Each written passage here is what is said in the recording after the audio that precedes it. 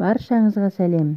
2004 жылы арқалықтан бельгиялық отбасы асырап алған қазақ баласы Жәнібектің тағы бір болжамды анасы табылды.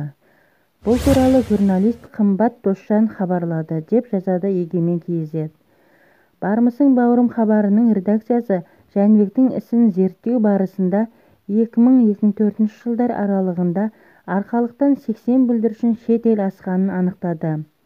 Бұл қатарда Жәнібек есімі берілген Эдди Жан да бар.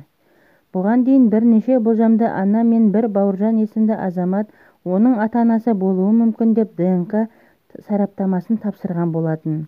Өкінішке қарай Жәнібекпен бірге көптің көп күткен үміті ақталмай келеді. Ал бүгін Нұрила есімді болжамды ана анализ тапсырды. Балаң шетінеп кетті деп денесін де перзентханадан бермеген. Туған баланы түсік деп тіркеген.